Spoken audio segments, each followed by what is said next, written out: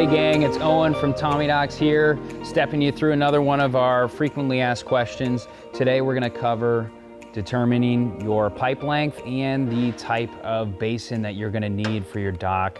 I have a muck pad here, a standard 8-inch foot pad, and an auger, obviously for different purposes. And what we have is all normal duty products and pipe that we're using in this example. We do offer everything you see here in our heavy duty line as well. Again, available on our website and in stores. So first, what you're gonna do is determine the depth of water that you need to account for.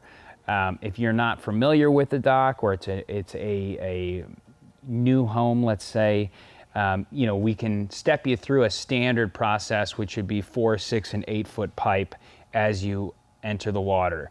That's going to cover 90% of our customers.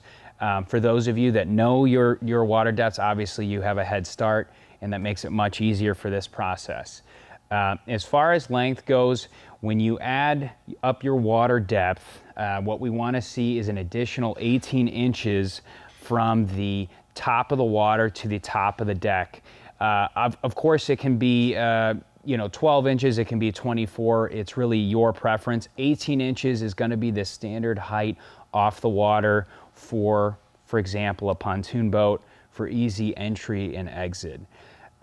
What you do need to account for is what is under the water, the sediment. And that's where these come into play. For example, if you have a hard sediment base, our standard foot pad that's 8 inches is going to cover, no problem, add stability, no issue there.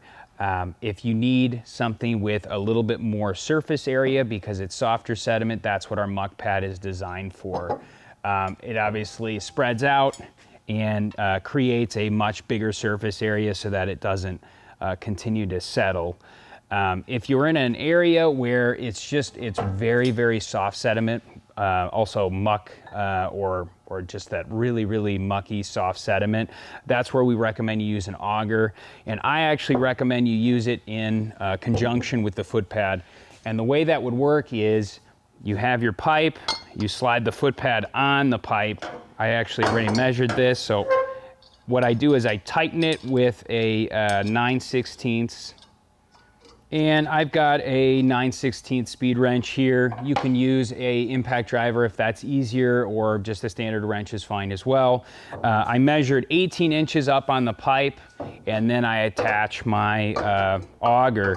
Now the reason I do this is because as my auger gets augered into the sediment, the foot pad acts as a stopping point.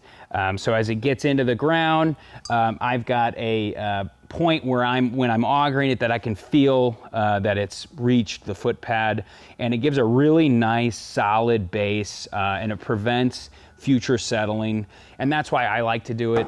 Some people think it's a little bit overkill, that you can just go with an auger, and certainly that's your preference. But what you want to do is you want to add 18 inches to any pipe length that you measure when you know you're going to add an auger. So for example, if you have 2 feet of water, you account for 18 inches from the top of the water to the top of your dock. You're at roughly 4 feet, 3.5 feet. And then let's say in this setting, you're gonna add an auger. That's gonna add another 18 inches. You're going to need 6-foot pipe because you're gonna be augering 18 to 24 inches in, and you need to account for the water depth. And of course, you want the dock 18 inches off the surface for the optimal enter and exit of a boat. And so it's that simple. You don't want to have a situation where you have a step up or down if possible coming out of a boat. Just makes it much easier, from a tripping standpoint later on. Hey guys, once again, please subscribe to our channel.